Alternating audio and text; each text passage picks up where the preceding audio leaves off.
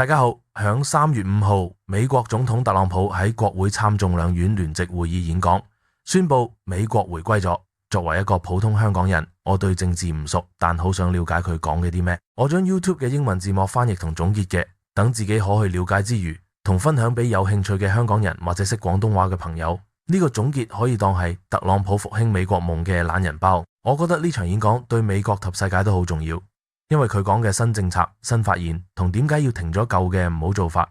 佢話上任6個星期已經見到好多嘢，想救美國嘅經濟、安全同文化。我會分9段講解嘅演講，簡單話你知佢講咗咩新嘅，例如邊境點搞、經濟點救、新法規有咩用，同點樣查到舊政府嘅問題同停晒佢嘢。我會喺 YouTube 描述度列出重點同時間戳，方便你哋之後翻睇。希望你哋聽完明白佢點解要做呢啲嘢，同點樣俾美國人一個新開始。如果你中意呢條片，記得俾個讚，分享俾你嘅朋友，同埋訂閱呢個頻道。多謝大家支持。第一段，美國黃金時代嘅宣言。特朗普話上任6個禮拜已經做咗好多嘢，仲話佢嘅成績多過之前政府4至8年嘅成果，真係犀利。佢強調美國夢翻嘅嘢，未來會帶美國變得更強大。佢覺得美國之前有騷亂，經濟同社會唔太好，所以想快手搞掂，俾美國人信心，帶大家過好日子。第二段，行政與邊境安全。特朗普話佢簽咗近100個新命令，同超過400個行政，破晒紀錄。佢一上任就加強邊境安全，派軍隊巡邏。而家非法入境人數係有史以嚟最低。佢批評拜登時期每月幾十萬人湧入，仲有罪犯混入，所以佢要硬手執法，保護市民安全。第三段，經濟與法規改革。特朗普推出多項經濟政策，停聯邦請人，退出巴黎氣候協定同世衛，取消拜登嘅環保政策，救汽車工人飯碗，仲實行1入10厘政策，即係每加1條新規要刪10條舊規。佢仲要求政府員工返辦公室工作，提升效率。佢覺得之前政府浪費太多，想睇錢救經濟。第四段，文化與社會政策。特朗普推出多項政策，恢復傳統價值觀。第一，將英文定為官方語言，團結全國。第二，將墨西哥灣改名美國灣，彰顯主權。第三，停政府同軍隊嘅 DEI 多元政策，強調以實力為準，唔好種族性別。第四，禁男人參加女性運動，學校唔守規定就停資助，保護女性安全。第五，清理學校嘅批判種族理論，強調只有男女兩性，恢復傳統性別觀念。第五段，脹脹與能源政策。特朗普話要救通脹，搞咗新佢。第一，話能源有緊急情況，重開美國油氣開採，叫轉巴寶貝。第二，喺阿拉斯加起條大氣管，吸引日本、韓國會俾幾萬億投資。第三，佢批評拜登停咗95%油氣開採同關晒發電廠，搞到電費貴。第四，話呢個星期會多開咗同稀土，救物價上升。佢話拜登搞亂晒經濟同生活費，佢要救翻經濟，降低物價。第六段，政府效率與浪費。削減特朗普成立新部門，俾 Elon Musk 管查政府浪費，發現220億美金用嚟非法移民住屋，4500萬用嚟緬甸獎學金等怪獸。佢仲查寫保障，發現有470萬過百稅人仲攞錢，要救翻納稅人嘅錢。第七段，貿易與關稅政策。特朗普4月2號起推出新關稅政策，實行對等原則，外國收美國貨100%稅，美國都收翻同樣稅率，例如對印度同中國。佢話外國阻擋美國貨入口，美國都會以牙還牙，預計賺幾萬億同增加就業。另外，佢對外國喺銅、木材同鋼材徵25%稅，保護美國廠商競爭力。佢仲批評墨西哥同加拿大放任毒品流入美國，威脅國民安全，要加強壓制。特朗普認為呢啲政策係為救經濟同國民安全，強調要保護美國利益，唔俾外國佔便宜，同時打擊毒品問題，保障國民生活。第八段，邊境安全與驅逐行動。特朗普簽署來肯來理法案，加強邊境安全，搞史上最大驅逐行動，將委內瑞拉幫派列為恐怖分子。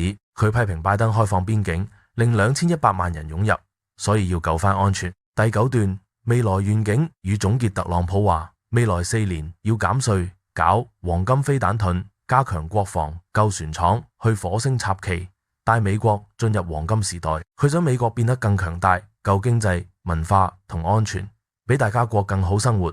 佢嘅政策核心係救美國，守邊境、救經濟、正文化、停浪費。佢覺得之前亂晒，而家要快手搞掂，俾美國人過安心日子。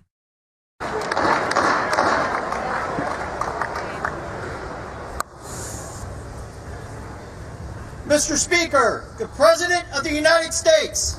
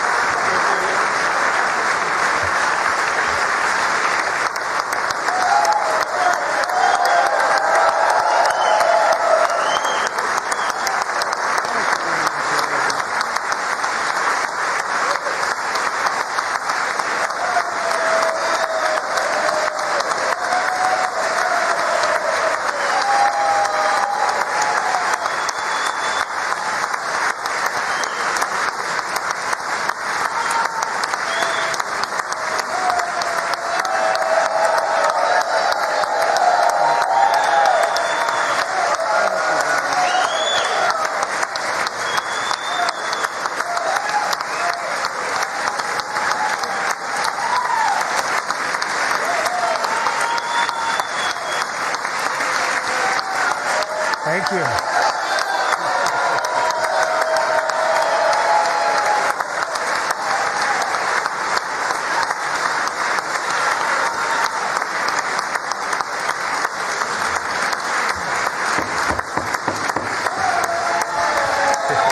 Thank you very much. Thank you very much. It's a great honor. Thank you very much. Speaker Johnson, Vice President Vance, the First Lady of the United States,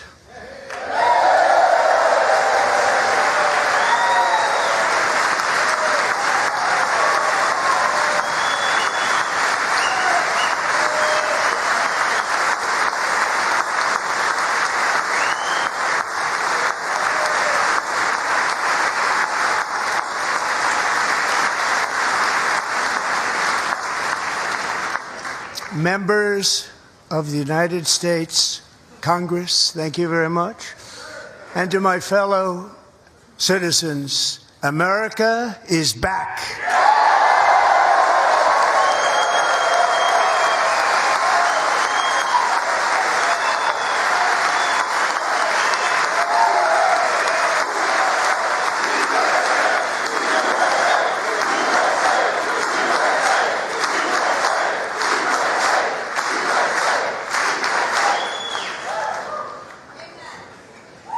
Six weeks ago, I stood beneath the dome of this Capitol and proclaimed the dawn of the golden age of America. From that moment on, it has been nothing but swift and unrelenting action to usher in the greatest and most successful era in the history of our country. We have accomplished more in 43 days than most administrations accomplished in 4 years or 8 years, and we are just getting started.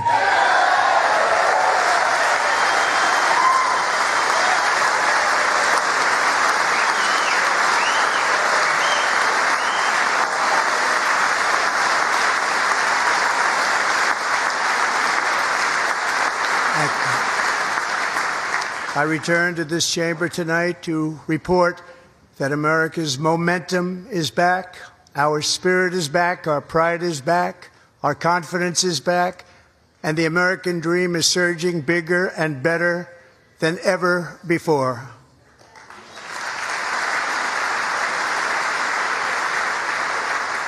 The American dream is unstoppable, and our country is on the verge of a comeback, the likes of which the world has never witnessed and perhaps will never witness again. There's never been anything like it. The presidential election of November 5th was a mandate like has not been seen in many decades.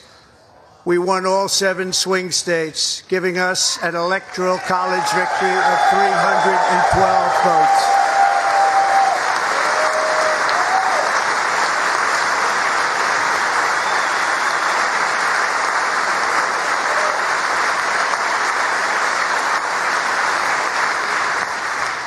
We won the popular vote by big numbers and won counties in our country.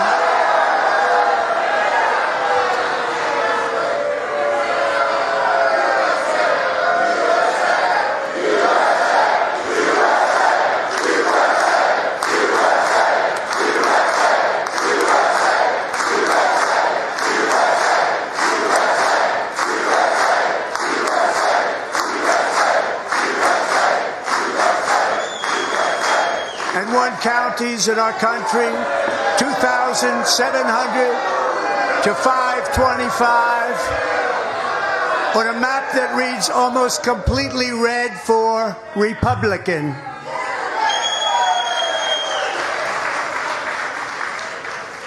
Now, for the first time in modern history, more Americans believe that our country is headed in the right direction than the wrong direction. In fact, it's an astonishing record, 27-point swing, the most ever.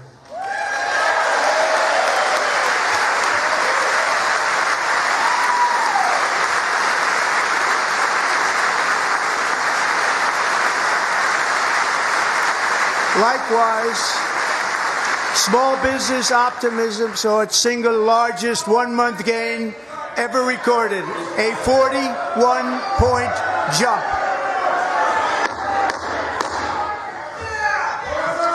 Members are directed to uphold and maintain decorum in the House and to cease any further disruptions. That's your warning.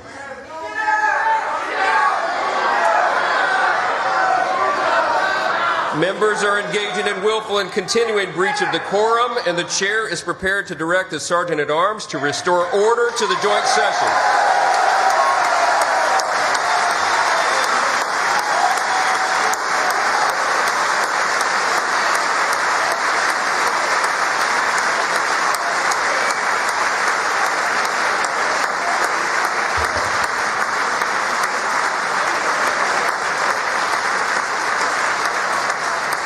Mr. Green, take your seat. Take your seat, sir.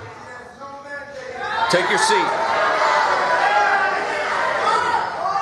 Finding that members continue to engage in willful and concerted disruption of proper decorum, the chair now directs the Sergeant-at-Arms to restore order. Remove this gentleman from the chamber.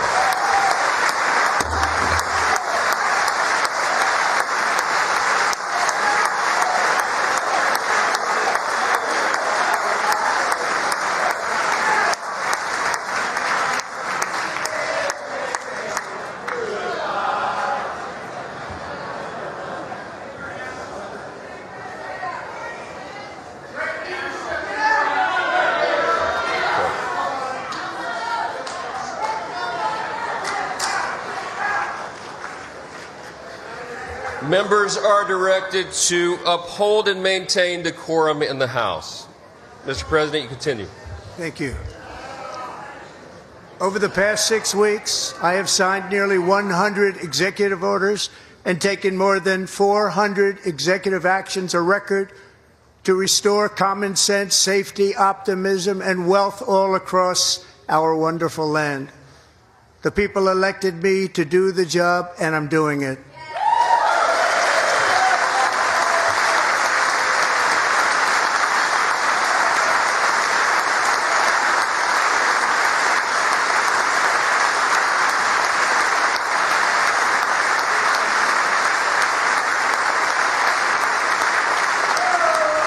In fact, it has been stated by many that the first month of our presidency, it's our presidency, is the most successful in the history of our nation.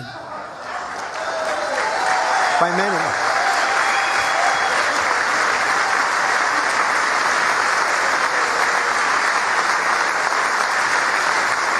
And what makes it even more impressive is that, do you know who number 2 is? George Washington. How about that? How about it? I don't know about that list, but we'll take it. Within hours of taking the oath of office, I declared a national emergency on our southern border, and I deployed the U.S. military and Border Patrol to repel the invasion of our country. And what a job they've done. As a result, illegal border crossings last month were by far the lowest ever recorded, ever.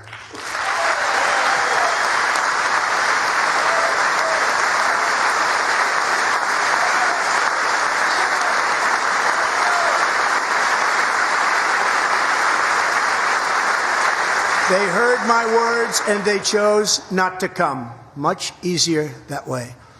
In comparison, under Joe Biden, the worst president in American history, there were hundreds of thousands of illegal crossings a month, and virtually all of them, including murderers, drug dealers, gang members, and people from mental institutions and insane asylums, were released into our country. Who would want to do that?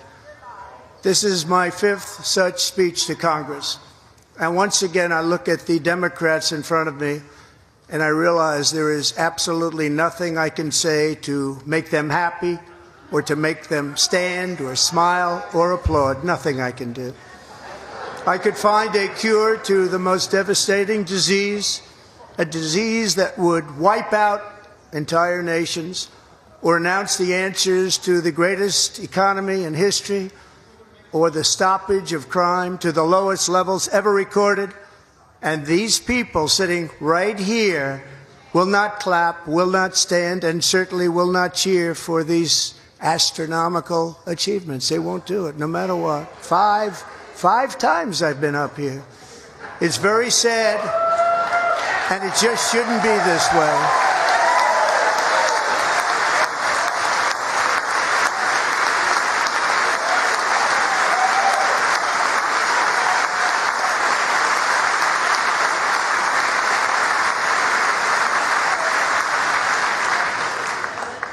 So Democrats sitting before me, for just this one night, why not join us in celebrating so many incredible wins for America?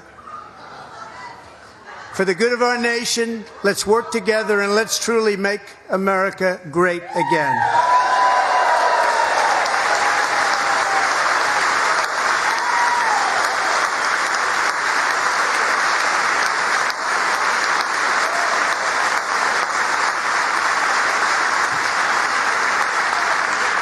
Every day my administration is fighting to deliver the change America needs to bring a future that America deserves, and we're doing it. This is a time for big dreams and bold action. Upon taking office, I imposed an immediate freeze on all federal hiring, a freeze on all new federal regulations, and a freeze on all foreign aid.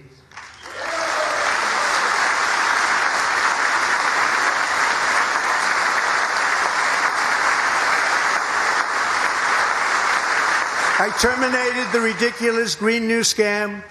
I withdrew from the unfair Paris Climate Accord, which was costing us trillions of dollars that other countries were not paying. I withdrew from the corrupt World Health Organization.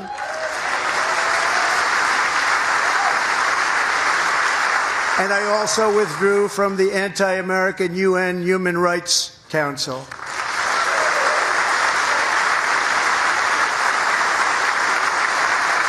We ended all of Biden's environmental restrictions that were making our country far less safe and totally unaffordable. And importantly, we ended the last administration's insane electric vehicle mandate, saving our auto workers and companies from economic destruction.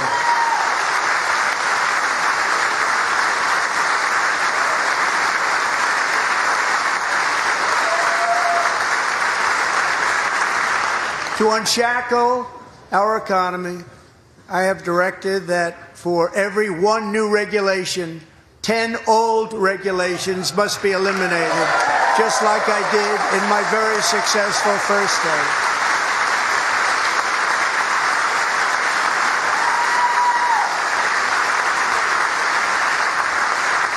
And in that first term, we set records on ending unnecessary rules and regulations like no other president had done before. We ordered all federal workers to return to the office. They will either show up for work in person or be removed from their job.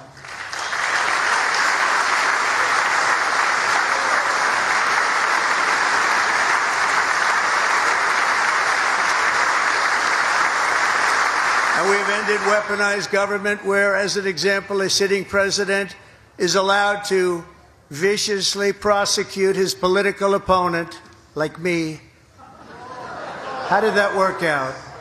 Not too good. Not too good.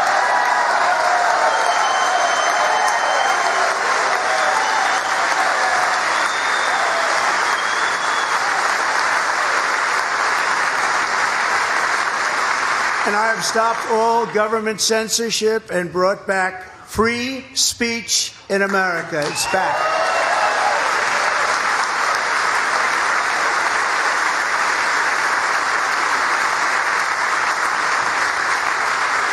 And 2 days ago, I signed an order making English the official language of the United States of America.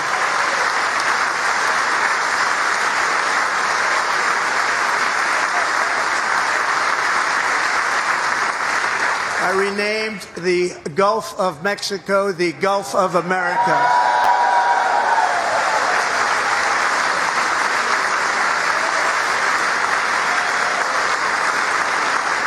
And likewise, I renamed, for a great president, William McKinley, Mount McKinley again. Beautiful Alaska. We love Alaska.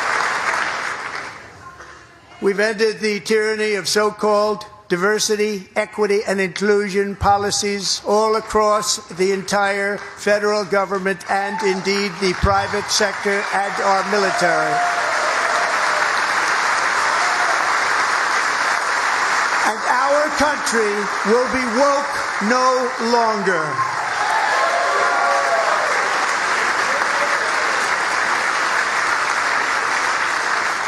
We believe that whether you are a doctor, an accountant, a lawyer, or an air traffic controller, you should be hired and promoted based on skill and competence, not race or gender. Very important.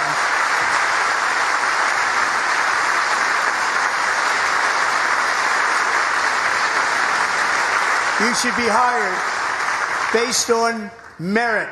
And the Supreme Court, in a brave and very powerful decision, has allowed us to do so. Thank you. Thank you very much. Thank you. We have removed the poison of critical race theory from our public schools, and I signed an order making it the official policy of the United States government that there are only two genders, male and female.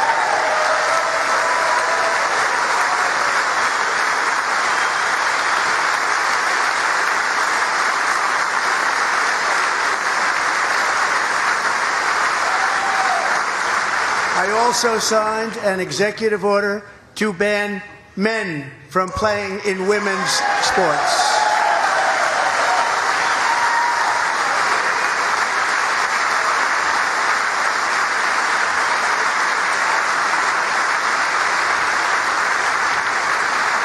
Years ago, Peyton McNabb was an all-star high school athlete, one of the best, preparing for a future in college sports.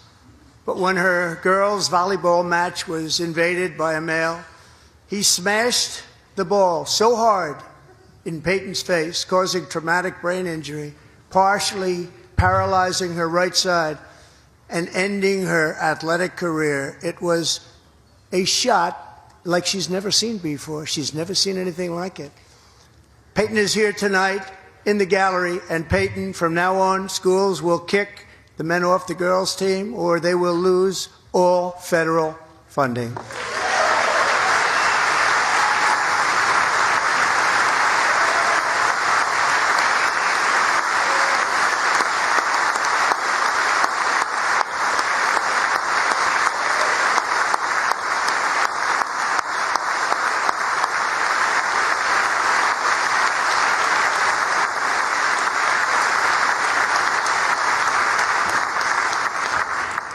If you really want to see numbers, just take a look at what happened in the women's boxing, weightlifting, track and field, swimming, or cycling, where a male recently finished a long-distance race 5 hours and 14 minutes ahead of a woman for a new record by 5 hours. Broke the record by 5 hours. It's demeaning for women, and it's very bad for our country. We're not going to put up with it any longer.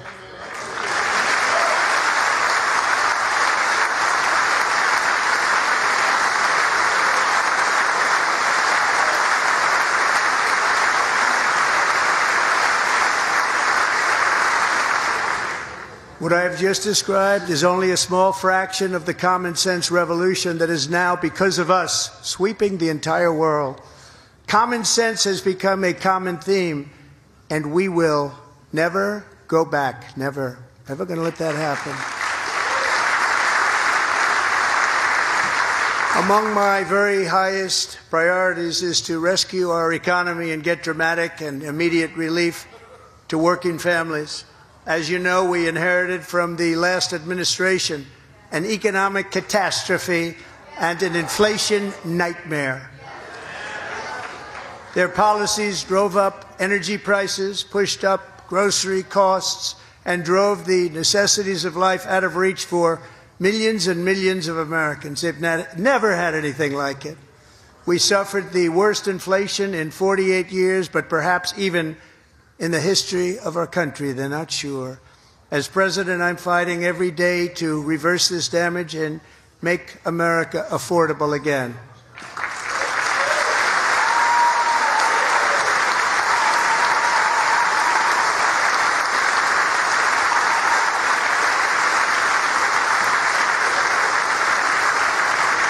Joe Biden especially let the price of eggs get out of control.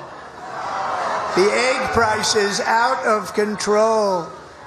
And we're working hard to get it back down. Secretary, do a good job on that. You inherited a total mess from the previous administration.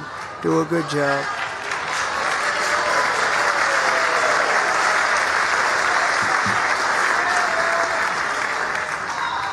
A major focus of our fight to defeat inflation is rapidly reducing the cost of energy.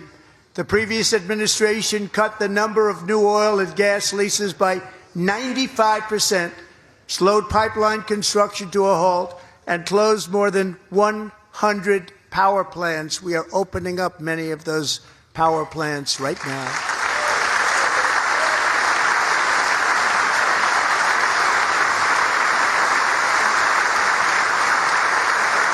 And frankly, we have never seen anything like it. That's why on my first day in office, I declared a national energy emergency. As you've heard me say many times, we have more liquid gold under our feet than any nation on earth, and by far. And now I fully authorize the most talented team ever assembled to go and get it. It's called Drill, Baby, Drill.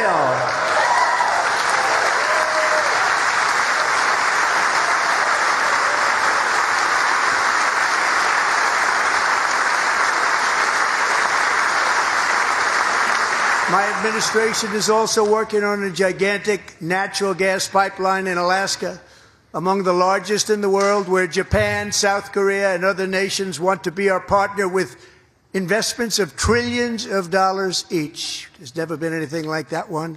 It will be truly spectacular. It's all set to go. The permitting is gotten.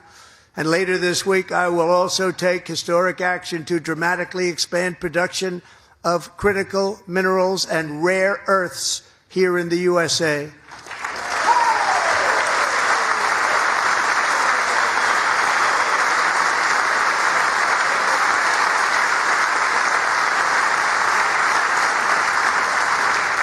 To further combat inflation, we will not only be reducing the cost of energy, but will be ending the flagrant waste of taxpayer dollars.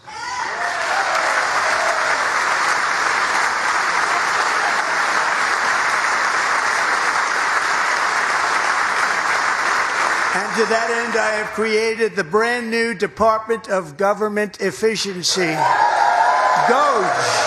Perhaps you've heard of it. Perhaps.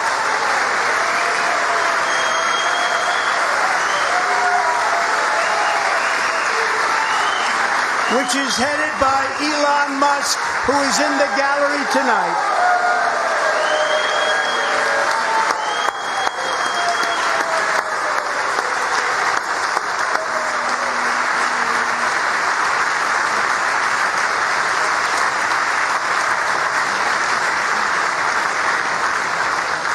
Thank you, Elon. He's working very hard. He didn't need this. He didn't need this. Thank you very much. We appreciate it. Everybody here, even this side, appreciates it, I believe. They just don't want to admit that. Just listen to some of the appalling waste we have already identified. $22 billion from HHS to provide free housing and cars for illegal aliens. $45 million for diversity, equity, and inclusion scholarships in Burma. $40 million to improve the social and economic inclusion of sedentary migrants. Nobody knows what that is. $8 million to promote LGBTQI+ in the African nation of Lesotho, which nobody has ever heard of. $60 million for indigenous peoples and Afro-Colombian empowerment in Central America. $60 million. $8 million for making mice transgender. This is real. $32 million for a left-wing propaganda operation in Moldova. $10 million for male circumcision in Mozambique. $20 million for the Arab Sesame Street in the Middle East. It's a program. $20 million for a program. $1.9 billion to recently created Decarbonization of Homes Committee, headed up, and we know she's involved. Just at the last moment, the money was passed over by a woman named Stacey Abrams. Have you ever heard of her? A $3.5 million consulting contract for lavish fish monitoring. $1.5 million for voter confidence in Liberia. $14 million for social cohesion in Mali. $59 million for illegal alien hotel rooms in New York City. He's a real estate developer. He's done very well. $250,000 to increase vegan local climate action innovation in Zambia.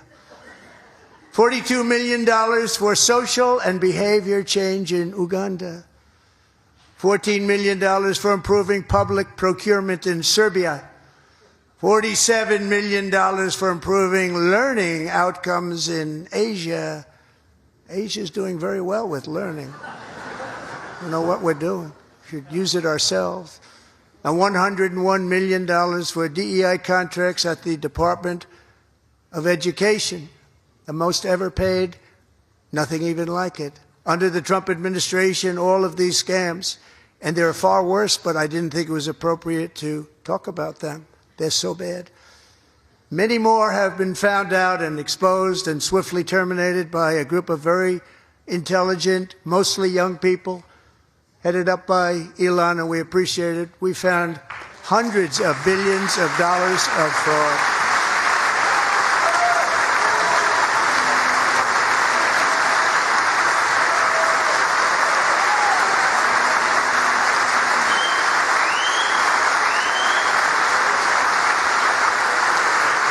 And we've taken back the money and reduced our debt to fight inflation and other things.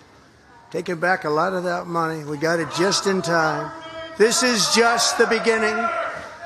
The Government Accountability Office, a federal government office, has estimated annual fraud of over $500 billion in our nation, and we are working very hard to stop it. We're going to. We're also identifying shocking levels of incompetence and probable fraud in the Social Security program for our seniors, and that our seniors and people that we love rely on.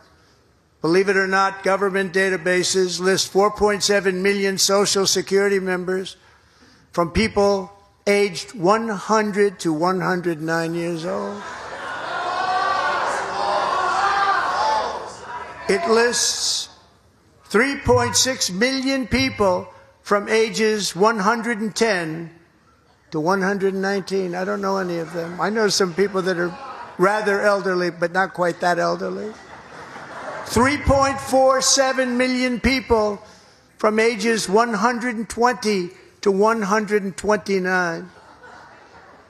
3.9 million people from ages 130 to 139.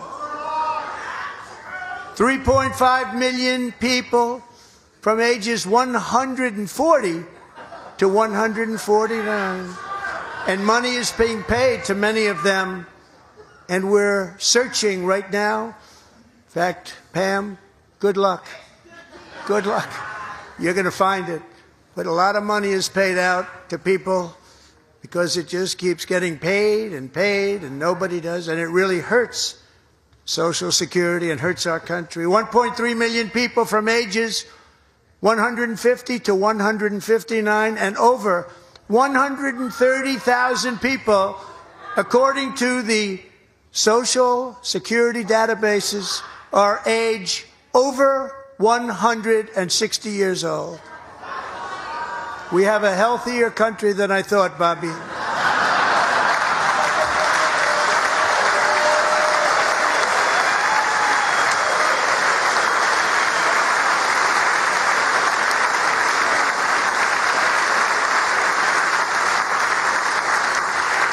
Including, to finish, 1,039 people between the ages of 220 and 229, one person between the age of 240 and 249, and one person is listed at 360 years of age. More than 100 years older than our country. But we're going to find out where that money's going, and it's not going to be pretty. By slashing all of the fraud, waste, and theft we can find, we will defeat inflation, bring down mortgage rates, lower car payments and grocery prices, protect our seniors, and put more money in the pockets of American families.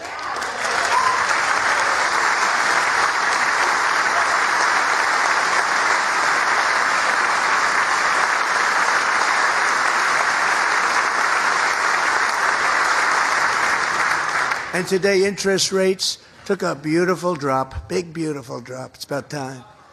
And in the near future, I want to do what has not been done in 24 years, balance the federal budget. We're going to balance it.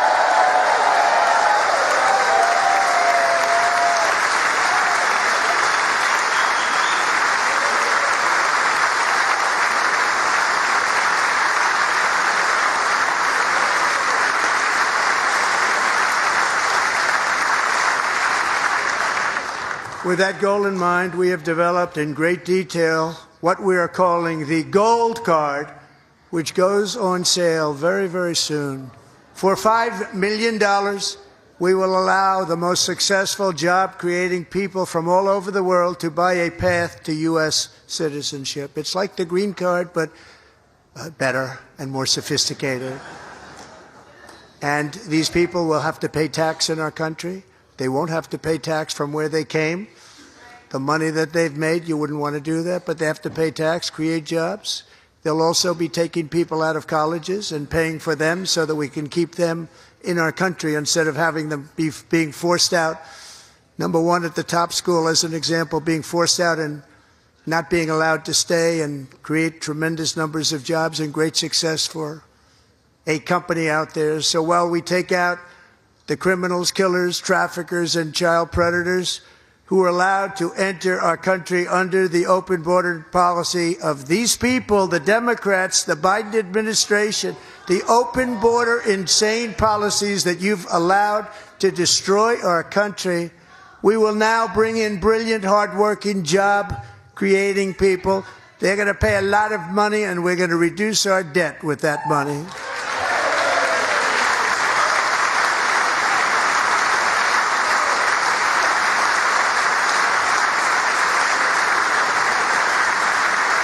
Americans have given us a mandate for bold and profound change. For nearly 100 years, the federal bureaucracy has grown until it has crushed our freedoms, ballooned our deficits, and held back America's potential in every possible way. The nation founded by pioneers and risk-takers now drowns under millions and millions of pages of regulations and debt. Approvals that should take 10 days to get instead take 10 years, 15 years, and even 20 years before you're rejected. Meanwhile, we have hundreds of thousands of federal workers who have not been showing up to work. My administration will reclaim power from this unaccountable bureaucracy, and we will restore true democracy to America again.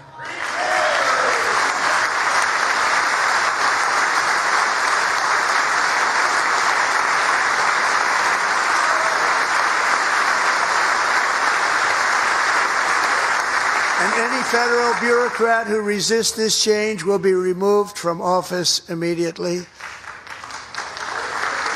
Because we are draining the swamp. It's very simple. And the days of rule by unelected bureaucrats are over.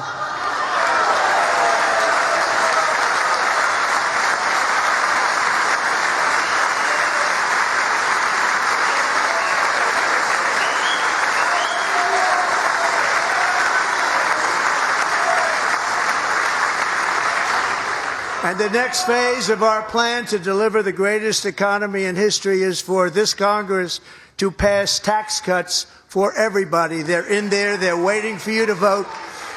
And I'm sure that the people on my right, I don't mean the Republican right, but my right here, I'm sure you're going to vote for those tax cuts, because otherwise I don't believe the people will ever vote you into office. So I'm doing you a big favor by telling you that. But I know this group is going to be voting for the tax cuts.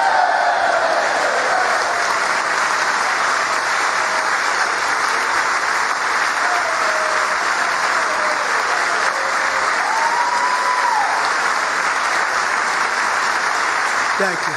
It's a very, very big part of our plan. We had tremendous success in our first term with it. A very big part of our plan. We're seeking permanent income tax cuts all across the board. And to get urgently needed relief to Americans hit especially hard by inflation, I'm calling for no tax on tips, no tax on overtime, and no tax on Social Security benefits for our great seniors.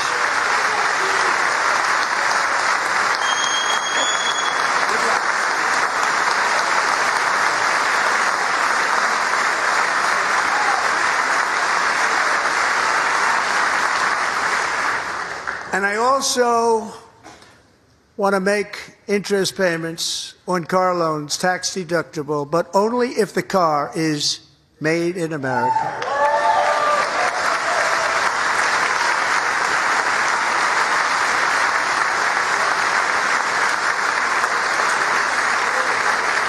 And by the way, we're going to have growth in the auto industry like nobody's ever seen. Plants are opening up all over the place. Deals are being made. Never seen. That's a combination of the election win and tariffs. It's a beautiful word, isn't it? That, along with our other policies, will allow our auto industry to absolutely boom. It's going to boom. Spoke to the majors today, all three, the top people, and they're so excited. In fact, already numerous car companies have announced that they will be building massive automobile plants in America, with Honda just announcing a new plant in Indiana, one of the largest anywhere in the world.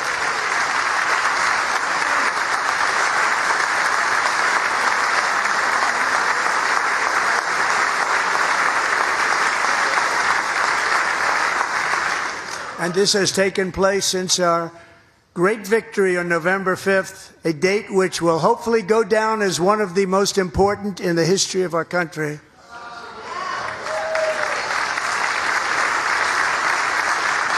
In addition, as part of our tax cuts, we want to cut taxes on domestic production and all manufacturing.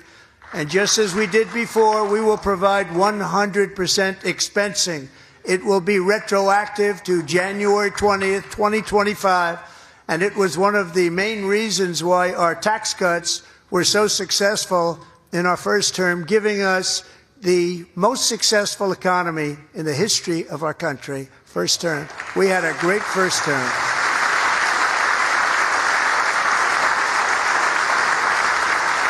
If you don't make your product in America, however, under the Trump administration, you will pay a tariff, and in some cases, a rather large one. Other countries have used tariffs against us for decades, and now it's our turn to start using them against those other countries. On average, the European Union, China, Brazil, India, Mexico and Canada, have you heard of them? And countless other nations charge us tremendously higher tariffs than we charge them. It's very unfair. India charges us auto tariffs higher than 100%. China's average tariff on our products is twice what we charge them. And South Korea's average tariff is 4 times higher. Think of that, 4 times higher. And we give so much help militarily and in so many other ways to South Korea, but that's what happens. This is happening by friend and foe. This system is not fair to the United States and never was, and so on April 2nd, I wanted to make it April 1st, but I didn't want to be accused of April Fool's Day. That's not, just one day cost us a lot of money. But we're going to do it in April. I'm a very superstitious person. April 2nd, reciprocal tariffs kick in. And whatever they tariff us, other countries, we will tariff them. That's reciprocal, back and forth. Whatever they tax us, we will tax them.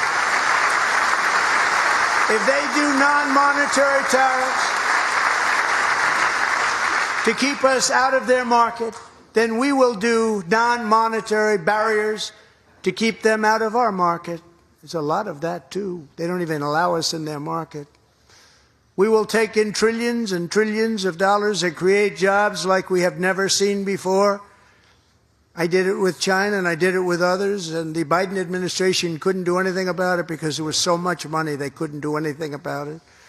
We have been ripped off for decades by nearly every country on earth, and we will not let that happen any longer.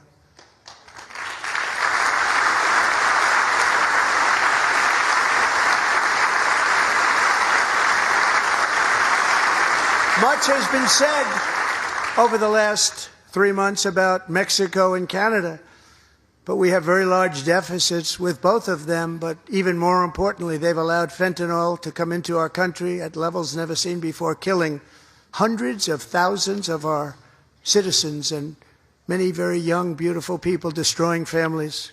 Nobody's ever seen anything like it. They are, in effect, receiving subsidies of hundreds of billions of dollars. We pay subsidies to Canada and to Mexico of hundreds of billions of dollars, and the United States will not be doing that any longer. We're not going to do it any longer.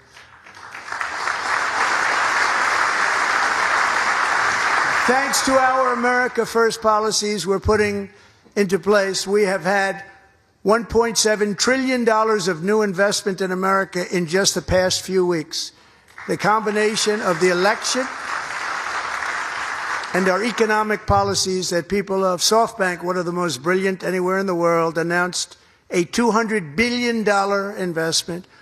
OpenAI and Oracle, Larry Ellison, announced $500 billion investment, which they wouldn't have done if Kamala had won. Apple announced $500 billion investment. Tim Cook called me. He said, I cannot spend it fast enough. It's going to be much higher than that, I believe. They'll be building their plants here instead of in China. And just yesterday, Taiwan Semiconductor, the biggest in the world, most powerful in the world, has a tremendous amount, 97% of the market, announced a $165 billion investment to build the most powerful chips on earth right here in the USA.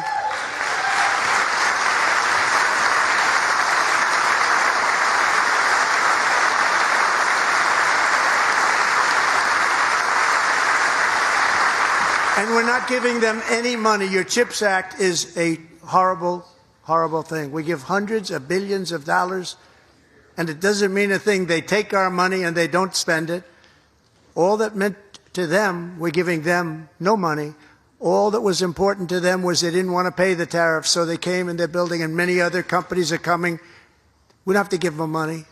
We just want to protect our businesses and our people, and they will come because they won't have to pay tariffs if they build in America. So it's very amazing. You should get rid of the CHIP Act, and whatever's left over, Mr. Speaker, you should use it to reduce debt or any other reason you want to.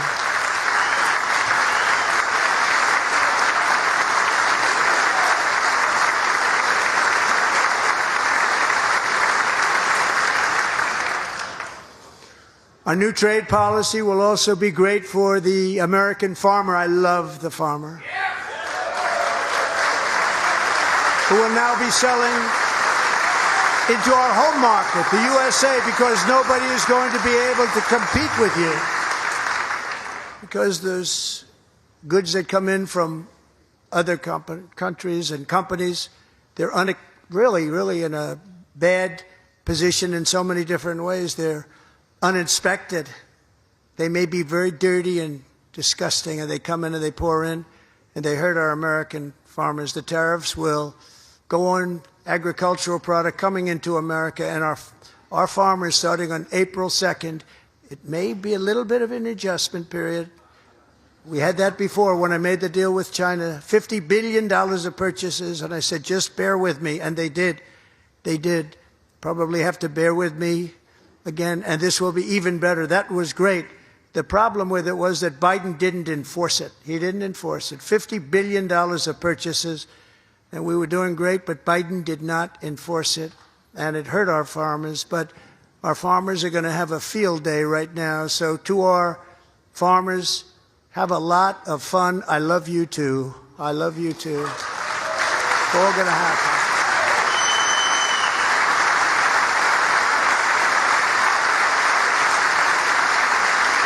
And I have also imposed a 25% tariff on foreign aluminum, copper, lumber, and steel, because if we don't have, as an example, steel and lots of other things, we don't have a military, and frankly we just won't have a country very long.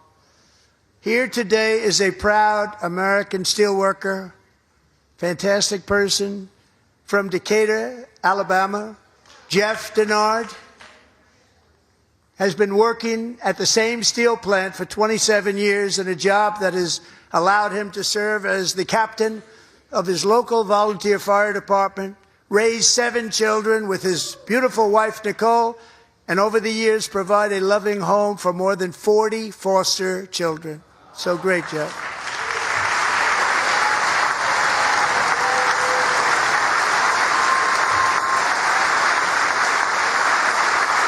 Thank you, Jeff. Thank you, Jeff.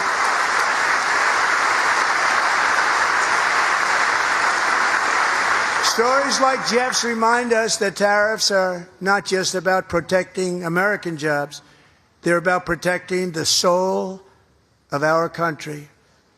Tariffs are about making America rich again and making America great again, and it's happening, and it will happen rather quickly. There'll be a little disturbance, but we're okay with that.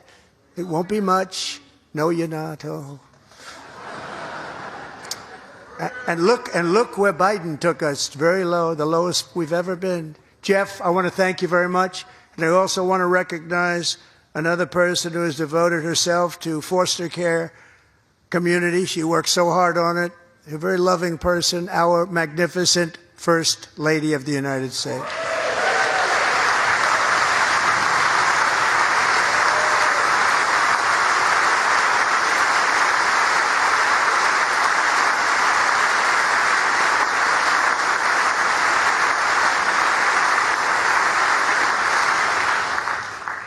Melania's work has yielded incredible results, helping prepare our nation's future leaders as they enter the workforce. Our First Lady is joined by 2 impressive young women, very impressive. Haley Ferguson, who benefited from the First Lady's Fostering the Future initiative and is poised to complete her education and become a teacher. And Elliston Berry, who became a victim of an illicit deepfake image produced by a peer. With Elliston's help, the Senate just passed the Take It Down Act, and this is so important. Thank you very much, John. John Thune, thank you. Stand up, John. Thank you, John.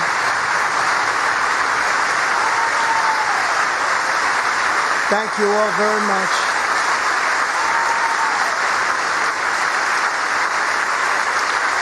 Thank you. And thank you to John Thune and the Senate. Great job. To criminalize the publication of such images online is a terrible, terrible thing. And once it passes the House, I look forward to signing that bill into law. Thank you. And I'm going to use that bill for myself, too, if you don't mind. Because nobody gets treated worse than I do online. Nobody. That's great. Thank you very much to the Senate. Thank you. But if we truly care about protecting Americans' children, no step is more crucial than securing America's borders. Over the past 4 years, 21 million people poured into the United States. Many of them were murderers, human traffickers, gang members, and other criminals from the streets of dangerous cities all throughout the world.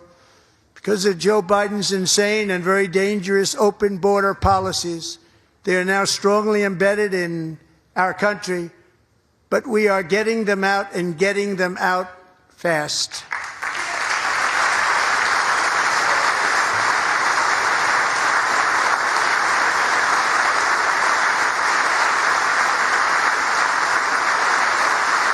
And I want to thank Tom Homan and Christy. I want to thank you and Paul of Border Patrol. I want to thank you. What a job they've all done. Everybody, Border Patrol, ICE, law enforcement in general is incredible. We have to take care of our law enforcement. Have to.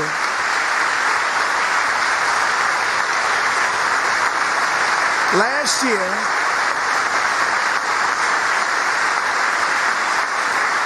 a brilliant 22-year-old nursing student named Laken Riley, the best in her class, admired by everybody, went out for a jog on the campus of the University of Georgia. That morning, Laken was viciously attacked, assaulted, beaten, brutalized, and horrifically murdered.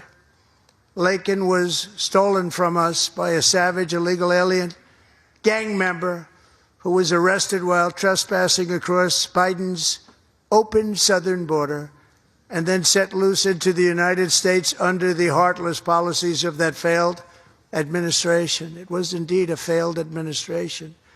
He had then been arrested and released in a Democrat-run sanctuary city, a disaster, before ending the life of this beautiful young angel.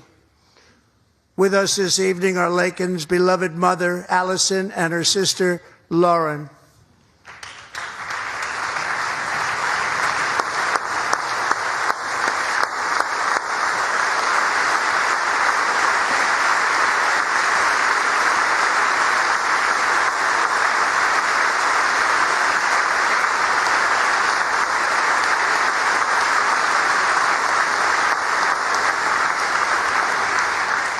Last year, I told Laken's grieving parents that we would ensure their daughter would not have died in vain. That's why the very first bill I signed into law as your 47th president mandates the detention of all dangerous criminal aliens who threaten public safety. It's a very strong, powerful act.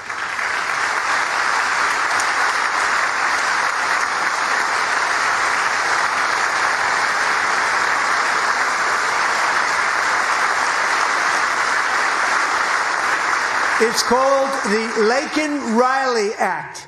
So Allison and Lauren, America will never, ever forget our beautiful Laken Hope Riley.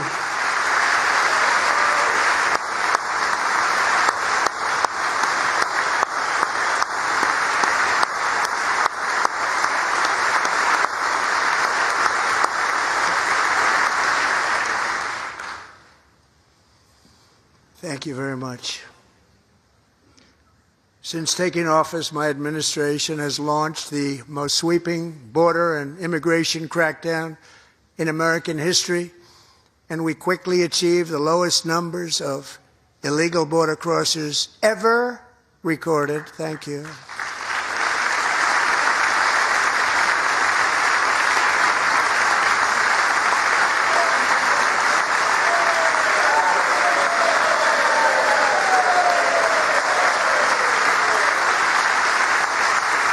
The media and our friends in the Democrat Party kept saying we needed new legislation, we must have legislation to secure the border. But it turned out that all we really needed was a new president.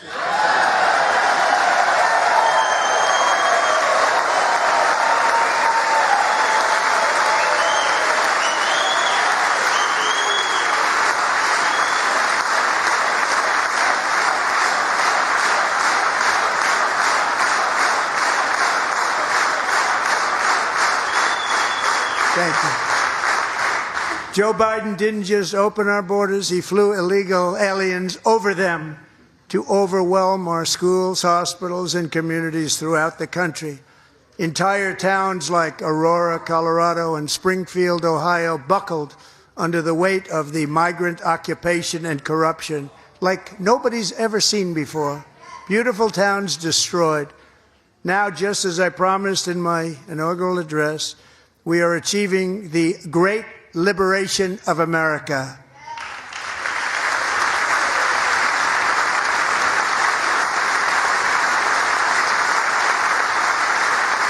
But there still is much work to be done. Here tonight is a woman I have gotten to know, Alexis Nungari from Houston. Wonderful woman. Last June, Alexis's 12-year-old daughter, her precious Jocelyn, walked to a nearby convenience store. She was kidnapped, tied up, assaulted for 2 hours under a bridge, and horrifically murdered. Arrested and charged with this heinous crime are 2 illegal alien monsters from Venezuela, released into America by the last administration through their ridiculous open border. The death of this beautiful 12-year-old girl and the agony of her mother and family touched our entire nation greatly. Alexis, I promised that we would always remember your daughter, your magnificent daughter, and earlier tonight, I signed an order keeping my word to you. One thing I have learned about Jocelyn is that she loved animals so much. She loved nature. Across Galveston Bay, from where Jocelyn lived in Houston, you will find a magnificent national wildlife refuge, a pristine, peaceful, 34,000-acre sanctuary for all of God's creatures on the edge of the Gulf of America. Alexis, moments ago, I formally renamed that refuge in loving memory of your beautiful daughter, Jocelyn. So, Mr. Vice President, if you would, may I have the order?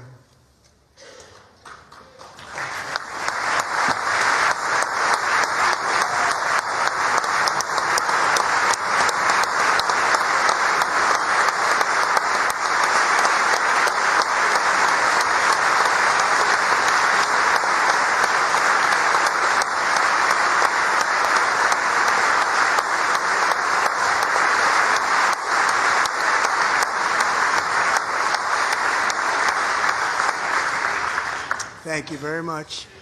All 3 savages charged with Jocelyn and Lakin's murders were members of the Venezuelan prison gang, the toughest gang, they say, in the world, known as Tren de Aragua. 2 weeks ago, I officially designated this gang, along with MS-13 and the bloodthirsty Mexican drug cartels, as foreign terrorist organizations.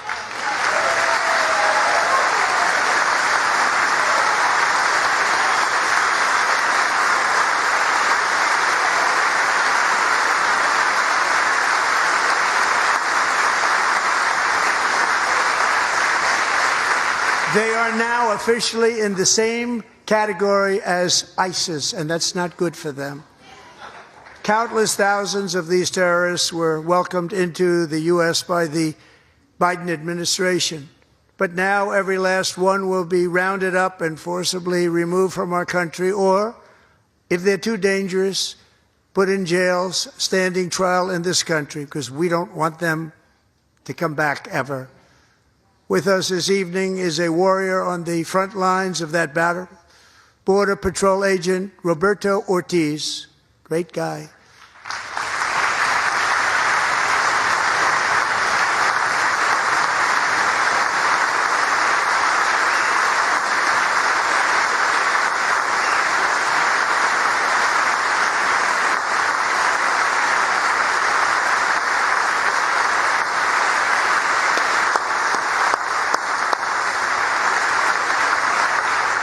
In January, Roberto and another agent were patrolling by the Rio Grande near an area known as Cartel Island. Doesn't sound too nice to me. When heavily armed gunmen started shooting at them. Roberto saw that his partner was totally exposed, at great danger, and he leapt into action, returning fire and providing crucial seconds for his fellow agent to seek safety, just barely. I have some of the prints of that event, and it was not good. Agent Ortiz, we salute you for your great courage and for your line of fire that you took and for the bravery that you showed. We honor you, and we will always honor you. Thank you, Roberto, very much.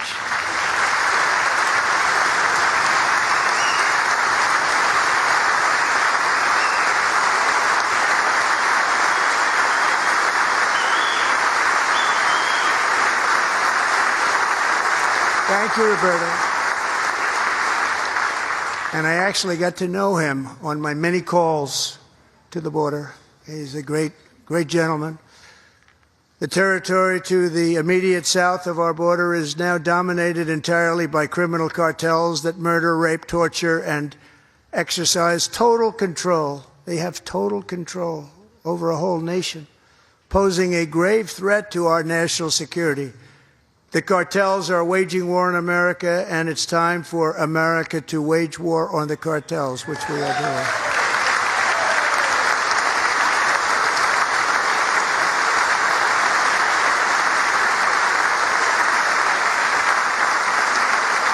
Five nights ago, Mexican authorities, because of our tariff policies being imposed on them, think of this, handed over to us 29 of the biggest cartel leaders in their country. That has never happened before. They want to make us happy. First time ever. But we need Mexico and Canada to do much more than they've done, and they have to stop the fentanyl and drugs pouring into the USA. They're going to stop it.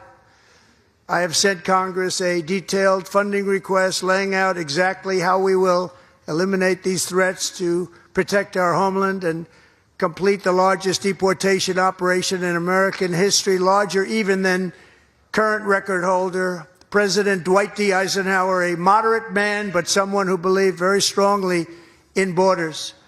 Americans expect Congress to send me this funding without delay so I can sign it into law. So, Mr. Speaker, John Thune, both of you, I hope you're going to be able to do that, Mr. Speaker. Thank you. Mr. Leader, thank you. Thank you very much. And let's get it to me. I'll sign it so fast, you won't even believe it.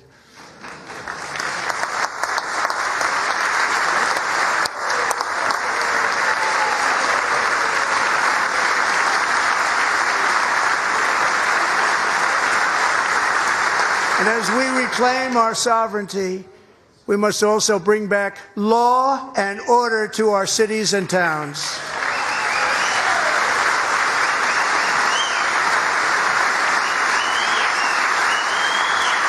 In recent years, our justice system has been turned upside down by radical left lunatics.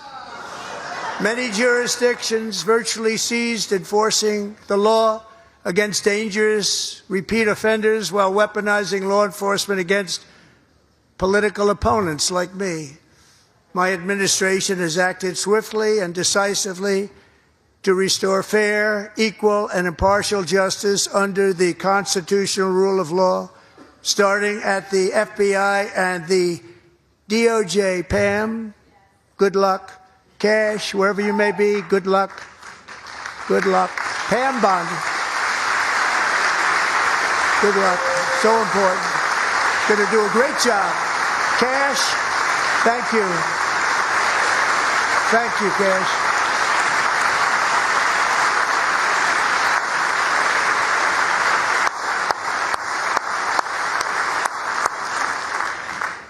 They've already started very strong. They're going to do a fantastic job. You're going to be very proud of them. We're also once again giving our police officers the support, protection, and respect they so dearly deserve. They have to get it. They have such a hard, dangerous job, but we're going to make it less dangerous. The problem is the bad guys don't respect the law, but they're starting to respect it, and they soon will respect it. This also includes our great fire departments throughout the country. Our firemen and women are unbelievable people, and we'll never forget them. And besides that, they voted for me in record numbers, so I have no choice.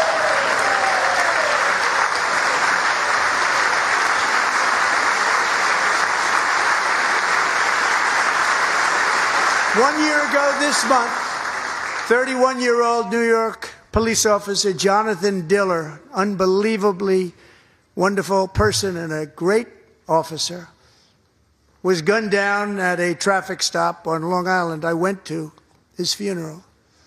The vicious criminal charged with his murder had 21 prior arrests, and they were rough arrests, too. He was a real bad one. The thug in the seat next to him had 14 prior arrests and went by the name of Killer. He was Killer. He killed other people, they say, a lot of them. I attended Officer Diller's service, and when I met his wife and one-year-old son, Ryan, it was very inspirational, actually. His widow's name is Stephanie, and she is here tonight. Stephanie, thank you very much, Stephanie. Thank you very much.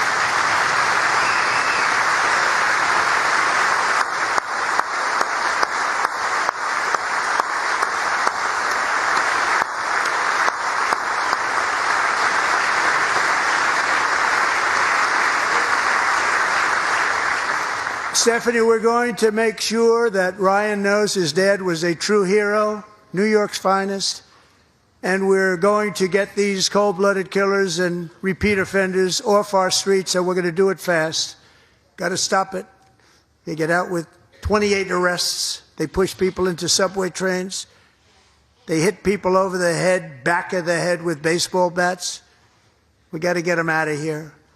I've already signed an executive order requiring a mandatory death penalty for anyone who murders a police officer, and tonight I'm asking Congress to pass that policy into permanent law.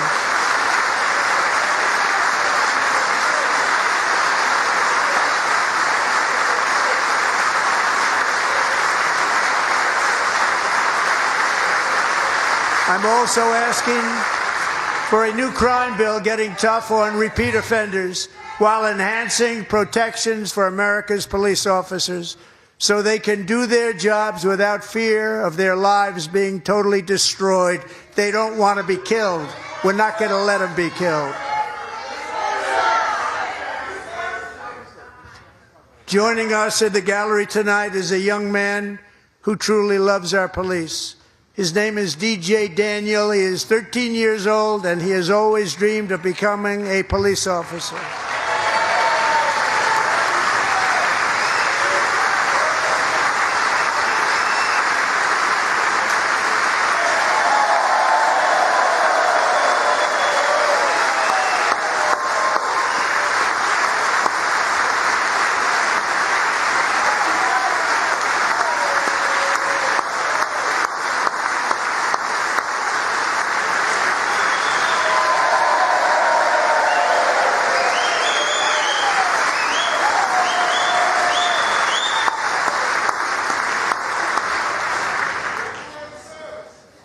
But in 2018, DJ was diagnosed with brain cancer. The doctors gave him 5 months at most to live. That was more than 6 years ago.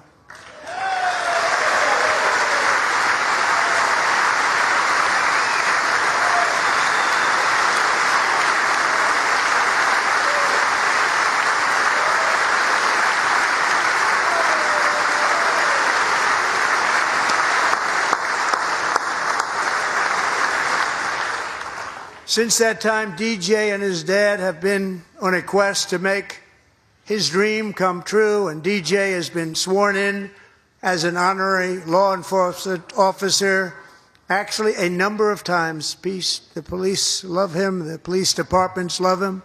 And tonight, DJ, we're going to do you the biggest honor of them all. I am asking our new Secret Service Director, Sean Curran, to officially make you an agent of the United States Secret Service.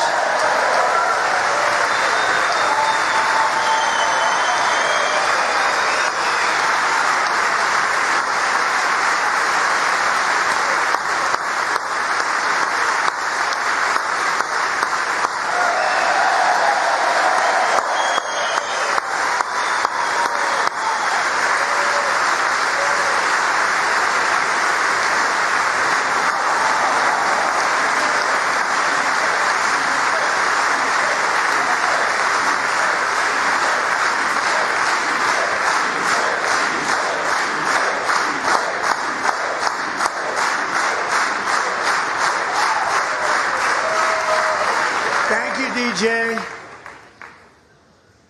DJ's doctors believe his cancer likely came from a chemical he was exposed to when he was younger. Since 1975, rates of child cancer have increased by more than 40%. Reversing this trend is one of the top priorities for our new presidential commission to make America healthy again, chaired by our new Secretary of Health and Human Services, Robert F. Kennedy, Jr.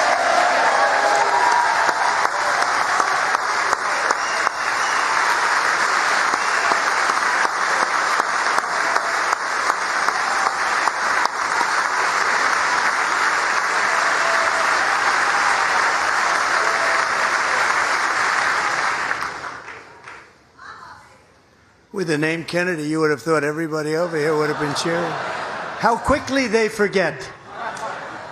Our goal is to get toxins out of our environment, poisons out of our food supply, and keep our children healthy and strong. As an example, not long ago, and you can't even believe these numbers, 1 in 10,000 children had autism, 1 in 10,000. And now it's 1 in 36. There's something wrong. 1 in 36. Think of that. So we're going to find out what it is, and there's nobody better than Bobby and all of the people that are working with you. You have the best to figure out what is going on. Okay, Bobby? Good luck. It's a very important job. Thank you.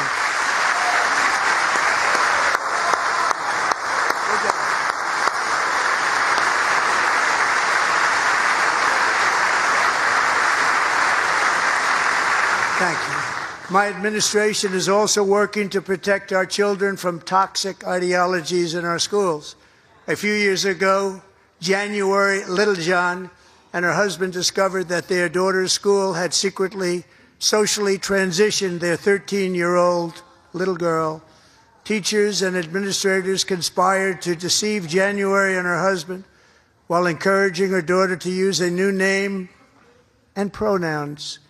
They, them pronoun, actually, all without telling January, who is here tonight and is now a courageous advocate against this form of child abuse. January, thank you. Thank you. Thank you very much.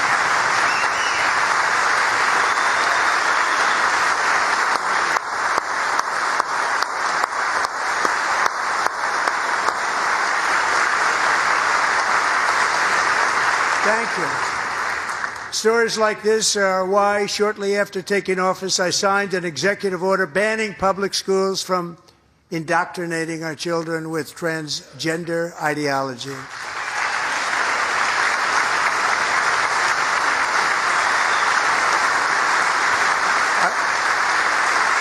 I also signed an order to cut off all taxpayer funding to any institution that engages in the sexual mutilation of our youth.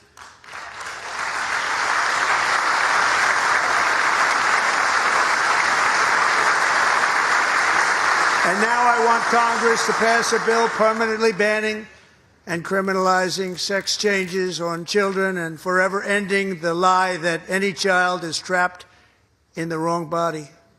This is a big lie.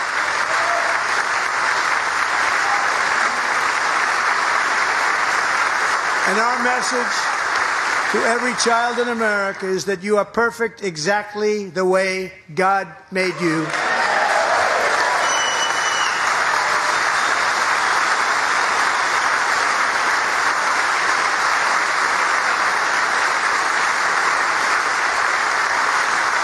Because we're getting wokeness out of our schools and out of our military, and it's already out, and it's out of our society. We don't want it. Wokeness is trouble. Wokeness is bad. It's gone. It's gone. And we feel so much better for it, don't we? Don't we feel better? Our service members won't be activists and ideologues. They will be fighters and warriors. They will fight for our country. And Pete, congratulations. Secretary of Defense, congratulations.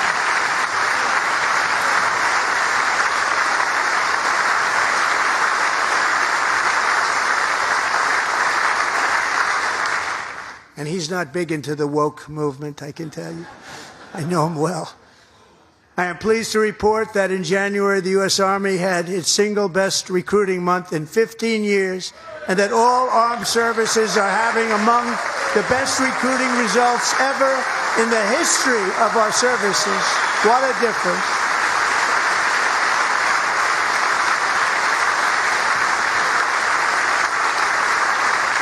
And you know, it was just a few months ago where the results were exactly the opposite. We couldn't recruit anywhere. We couldn't recruit. Now we're having the best results just about that we've ever had. What a tremendous turnaround. It's really a beautiful thing to see. People love our country again. It's very simple. They love our country, and they love being in our military again. So it's a great thing, and thank you very much. Great job. Thank you.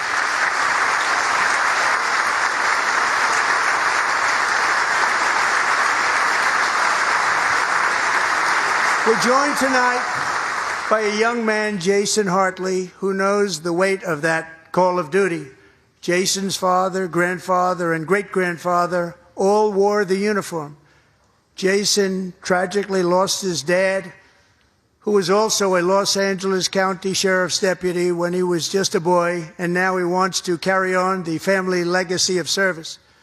Jason is a senior in high school, a 6-letter varsity athlete, a really good athlete, they say, a brilliant student with a 4.46, that's good, GPA.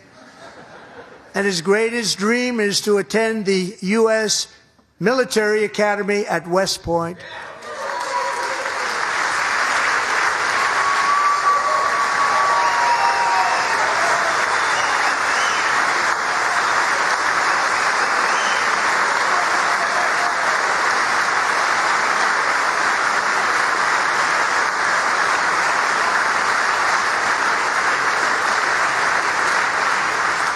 And Jason, that's a very big deal getting in. That's a hard one to get into. But I'm pleased to inform you that your application has been accepted.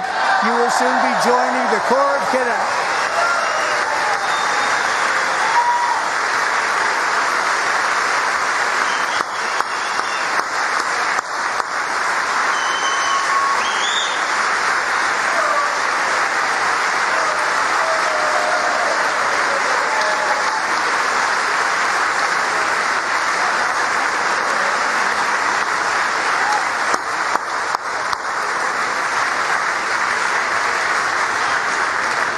Thank you.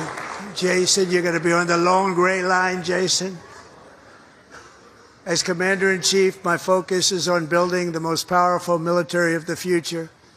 As a first step, I'm asking Congress to fund a state-of-the-art Golden Dome missile defense shield to protect our homeland, all made in the USA.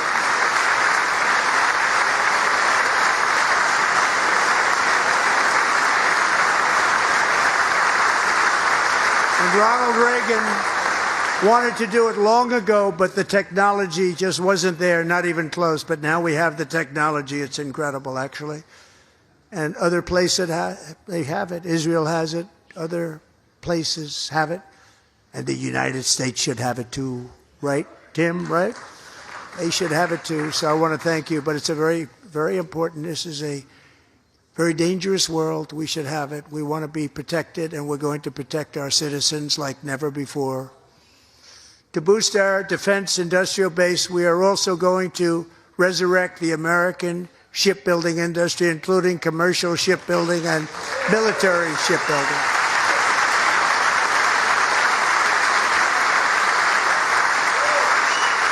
And for that purpose, I am announcing tonight that we will create a new Office of Shipbuilding in the White House and offer special tax incentives to bring this industry home to America where it belongs. We used to make so many ships.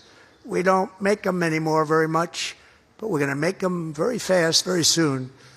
It will have a huge impact. To further enhance our national security, my administration will be reclaiming the Panama Canal, and we've already started doing it.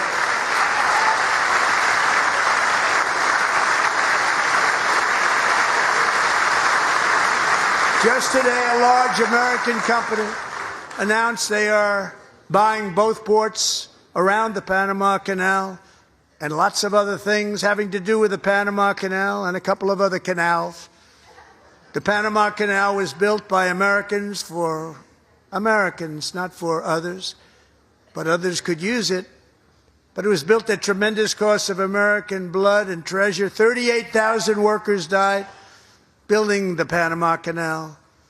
They died of malaria. They died of snake bites and mosquitoes. Not a nice place to work. They paid them very highly to go there, knowing there was a 25% chance that they would die. The most expensive project also that was ever built in our country's history, if you bring it up to modern day costs. It was given away by the Carter administration for $1, but that agreement has been violated very severely. We didn't give it to China. We gave it to Panama, and we're taking it back.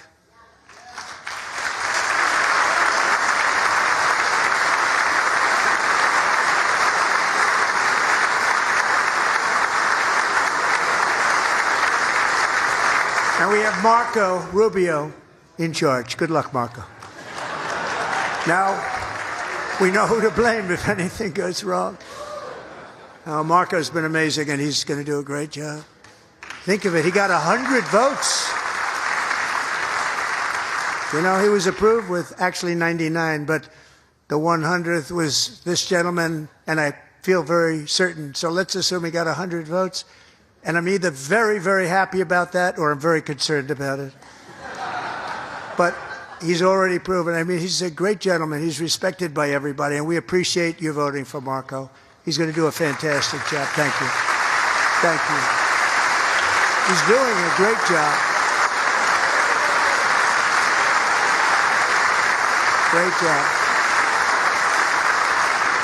And I also have a message tonight for the incredible people of Greenland. We strongly support your right to determine your own future. And if you choose, we welcome you into the United States of America. We need Greenland for national security and even international security, and we're working with everybody involved to try and get it. But we need it really for international world security. And I think we're going to get it. One way or the other, we're going to get it. We will keep you safe.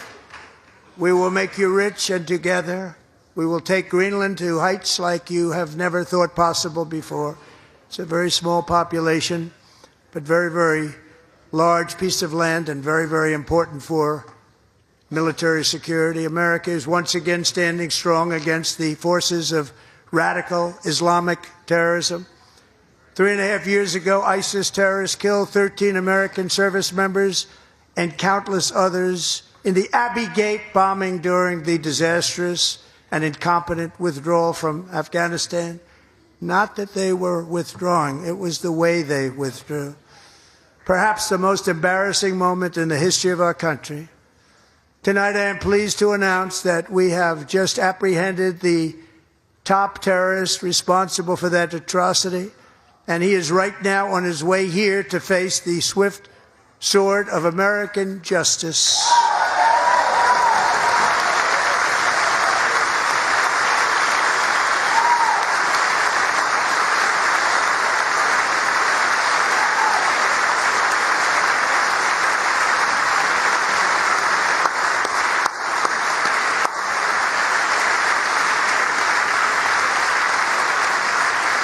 And I want to thank especially the government of Pakistan for helping arrest this monster. This was a very momentous day for those 13 families who I actually got to know very well, most of them, whose children were murdered, and the many people that were so badly, over 42 people, so badly injured on that fateful day in Afghanistan. What a horrible day. Such incompetence was shown. That when Putin saw what happened, I guess he said, wow, maybe this is my chance. That's how bad it was. Should have never happened. Grossly incompetent people. I spoke to many of the parents and loved ones, and they're all in our hearts tonight. Just spoke to them on the phone. We had a big call every one of them called, and everybody was on the line, and they did nothing but cry with happiness. They were very happy, as happy as you can be under those circumstances. Their child, brother, sister, son, daughter was killed for no reason whatsoever. In the Middle East, we're bringing back our hostages from Gaza. In my first term, we achieved one of the most groundbreaking peace agreements in generations, the Abraham Accords.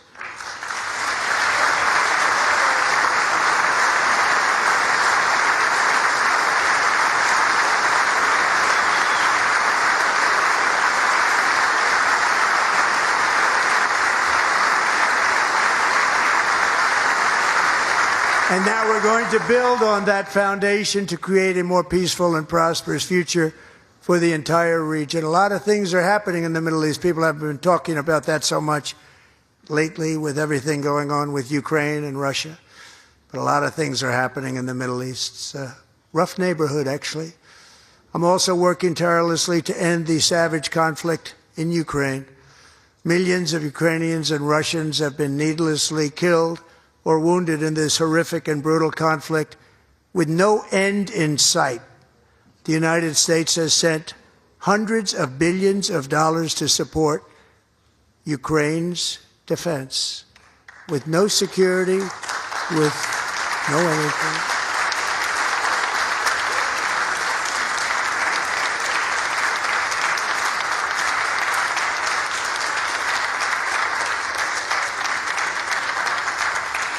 Do you want to keep it going for another 5 years? Yeah, you would say Pocahontas says yes.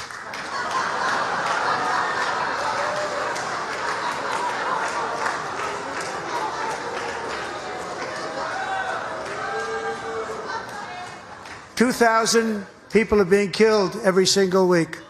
More than that.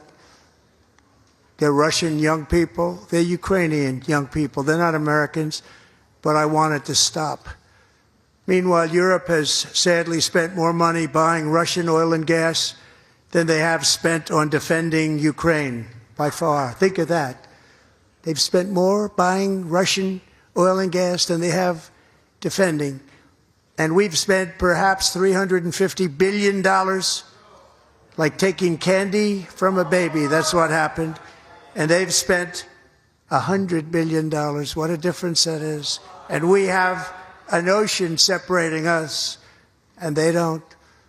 But we're getting along very well with them, and lots of good things are happening. Biden has authorized more money in this fight than Europe has spent by billions and billions of dollars. It's hard to believe that they wouldn't have stopped it and said at some point, come on, let's equalize. You got to be equal to us. But that didn't happen.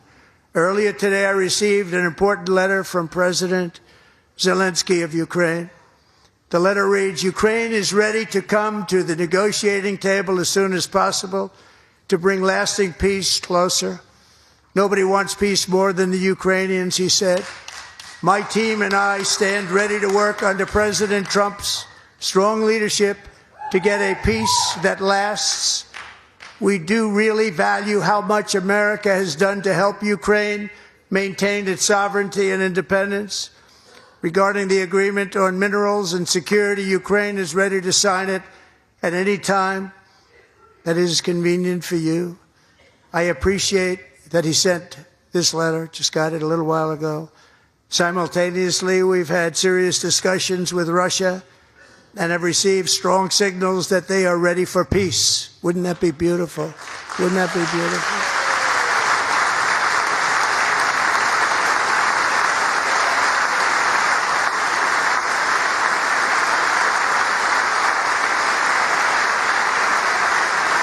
Wouldn't that be beautiful?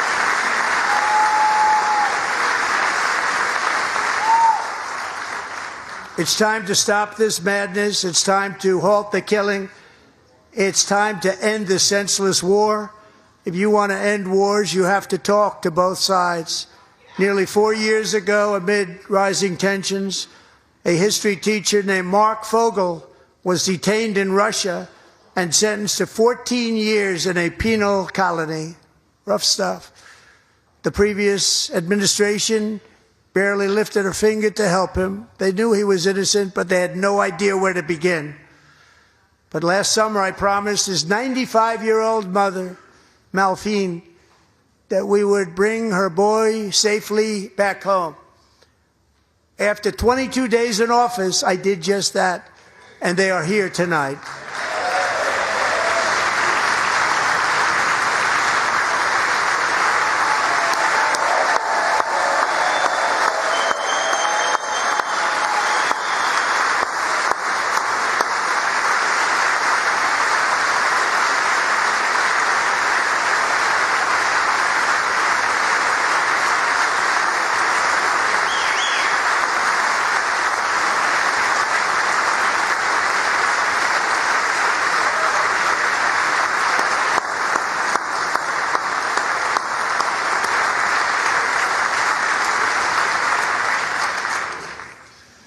To Mark and his great mom, we are delighted to have you safe and sound and with us. As fate would have it, Mark Fogel was born in a small rural town in Butler, Pennsylvania. Have you heard of it? Where his mother has lived for the past 78 years. I just happened to go there last July 13th for a rally. That was not pleasant. And that is where I met his beautiful mom right before I walked onto that stage. And I told her I would not forget what she said about her son. And I never did I? Never forgot. Less than 10 minutes later, at that same rally, gunfire rang out and a sick and deranged assassin unloaded 8 bullets from his sniper's perch into a crowd of many thousands of people. My life was saved by a fraction of an inch, but some were not so lucky. Corey Comparator was a firefighter, a veteran, a Christian, a husband, a devoted father, and above all, a protector.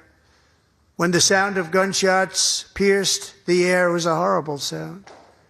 Corey knew instantly what it was and what to do. He threw himself on top of his wife and daughters and shielded them from the bullets with his own body. Corey was hit really hard. You know the story from there. He sacrificed his life to save theirs. 2 others, very fine people, were also seriously hit. But thankfully, with the help of 2 great country doctors, we thought they were gone and they were saved. So those doctors had great talent.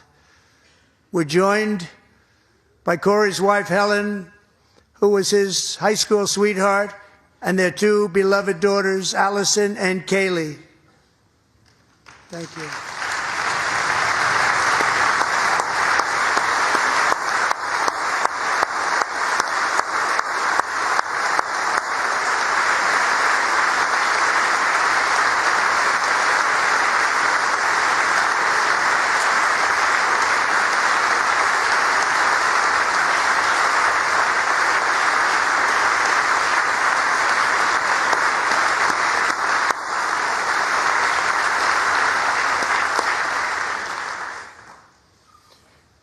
To Helen, Allison, and Kaylee, Corey is looking down on his 3 beautiful ladies right now, and he is cheering you on. He loves you. He is cheering you on. Corey was taken from us much too soon, but his destiny was to leave us all with a shining example of the selfless devotion of a true American patriot. It was love like Corey's that built our country, and it's love like Corey's that is going to make our country more majestic than ever before. I believe that my life was saved that day in Butler for a very good reason. I was saved by God to make America great again. I believe that. Thank you.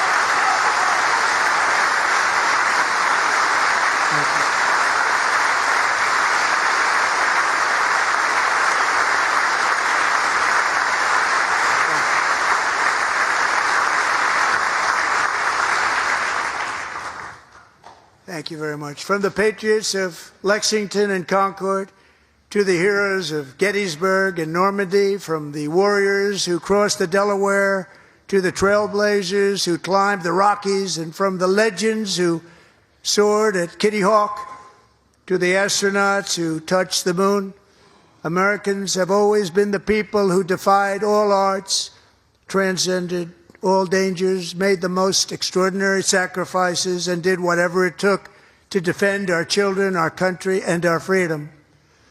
And as we have seen in this chamber tonight, that same strength, faith, love, and spirit is still alive and thriving in the hearts of the American people.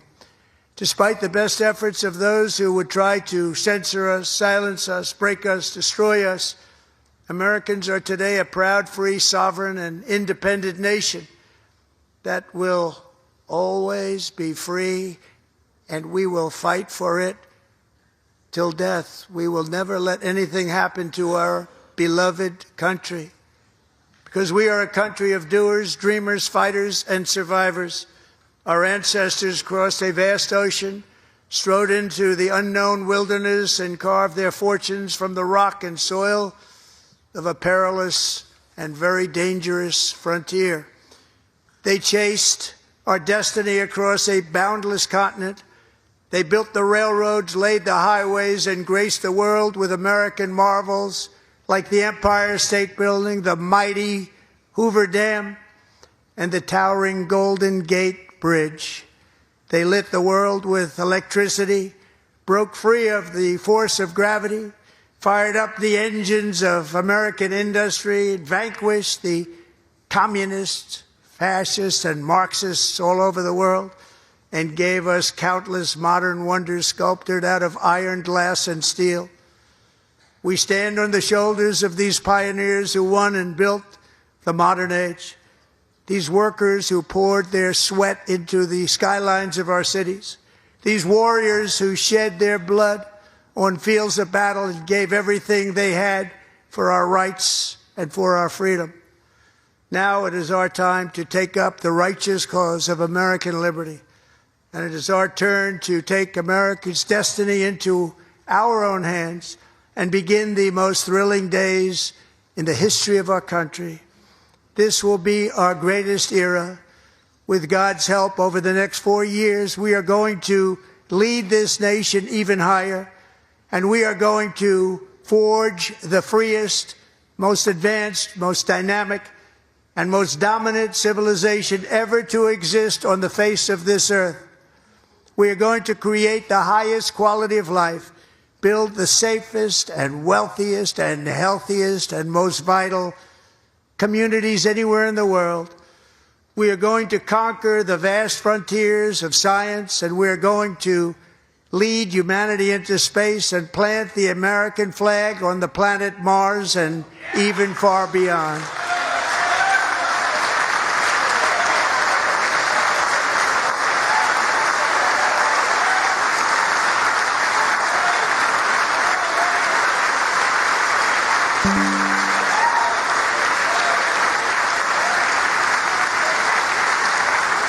And through it all, we are going to rediscover the unstoppable power of the American spirit.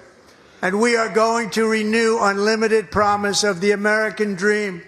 Every single day we will stand up and we will fight, fight, fight for the country our citizens believe in and for the country our people deserve.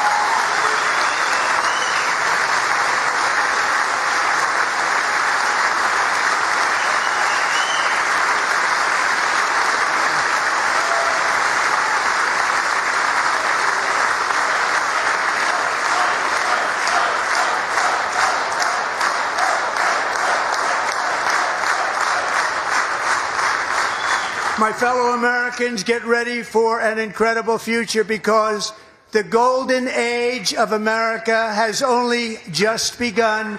It will be like nothing that has ever been seen before. Thank you, God bless you, and God bless America.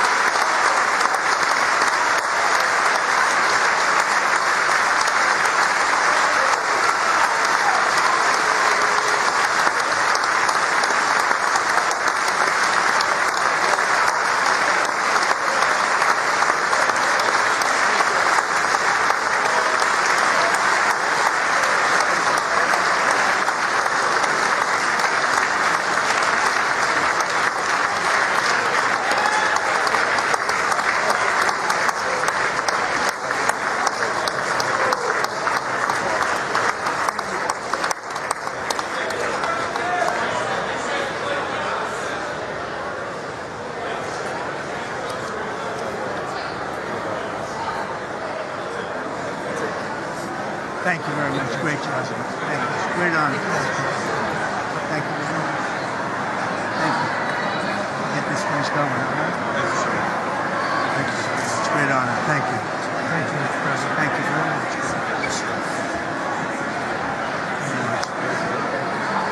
Thank you very much. Appreciate it. Thank you. I see you teaching young people to love and love. Well, I'm trying to.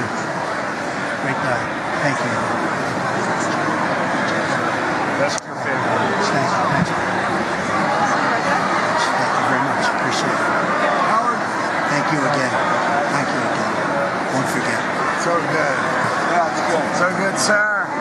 Thank you. That's terrific, Mr. Really good. It's really outstanding. Thanks. Thank you. Yes, sir. Thank you. Good job. Great job, Mr. President. Thanks. Thank you. We got you. Great. Mr. President, one of your best speeches. Thanks again, Mr. President. Thank you, Mr. President. Thanks for the phone call last night, too. Absolutely. You know that. Thank you for your help. I'll do it. Just give me these. I'm not going to give you, sorry. Thank you, everybody. Great speech. Great speech. Best speech ever. Yes. Good. Congratulations. Good job.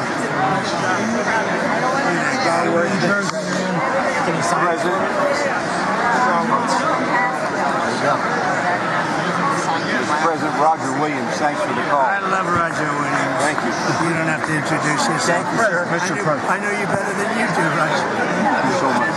My great baseball player. America Good is- job. Great job you're doing. America is back. Thank you so much, Welcome you Mr. back in President. Pennsylvania anytime, sir. They stood for. Thank you all. They stood for another country, not our country. That was phenomenal. It's hard to believe, isn't it? That was fantastic, sir. That was Thank you very much. Thank you. Quick selfie. Mr. President. Good job, Mr. President. Thank you so much. Great speech. Great speech. Yes, sir. President back in Pennsylvania. Oh, they're just like careful. I was standing on that. West Virginia. Oh, good. How you doing? All right? Did you get a chance to shake his hand earlier? Do you want me to get a picture of you shaking his hand or anything? You're good. Thank you very much. Let's do bio. Thank you, darling. Great, so thank you. I love you. Best speech on the board ever. Yeah, it was so good. Thank you. So good. Hey, you rocked it, Mr. President. We're with you. 100%. Crushed. Really good. Congratulations. Yeah. Best speech ever. Thank you. It was. What's the best? Mr. President, that was a great speech. That was awesome. God bless you. God bless you. Thank you. Great job. Let's go. Get down to that. You get down. Good luck. Yes, sir. Thank you. It's so great. Thank you, everybody. Good job. Thank you for mentioning God needs to help us. Thank you, Mr. President. Mr. President. Thank you. Thank you. Great speech. Great speech. That was phenomenal. Thanks for taking my call. Good luck. Yeah. Epic. My man. Thank you for standing You strong. really triggered those people. Tremendous, Mr. President. Thank Somebody you. did. Thank you so much. Thanks for the beneficial ownership and this week. That was Oh, yeah. Thanks for mentioning farmers. Well, we love our farmers. Thank you, man. Thank you, Mr. President. You earned this night. Thank you very much. Appreciate it. Worked hard. Thank you, man. Proud of you. Thank you, Mr. President. Thank you so much. Thank you. Great again, brother. Thank you. Endorsed me. I'm here for you. I did indeed. You better believe it. Very well done, Good sir. endorsement. President, home run. Thank you very much. job. Killed it. Thank you, Mr. President. Thank you, everybody. You did great. Thank you. Good job. Thank you. Nice to see you. Slam dunk. You're doing good. Thank you, sir. You did amazing, per usual. Thank you. I'll see you. Thank you. Yes, sir. Thank you. Say cheese. Thank you. Love you, Mr. President. Yes. Thank you, everybody. Look at this beautiful Oh, New congressman from Eastern Washington. We've never met. Oh, Michael that's Baumgartner. good. I was one of Mike Leach's best friends. Oh, He that's thinks good. very highly Mike of you. was, he was terrific. Tremendous. He was a great guy. Great What a speech. coach. Great. Thank you. Thank you very much. Mr. Jr., you did a great job. Yeah, thank you. Home run, Mr. Yeah, President. right. Home run. Home run. That was a good one. Mr. President, good to see you, sir. Good job. Thank you very much. Looking good. Look at him. I need to talk to you about some buildings, some public buildings. You let me know. I will. Yes, sir. Mr. President. Gus, crazy.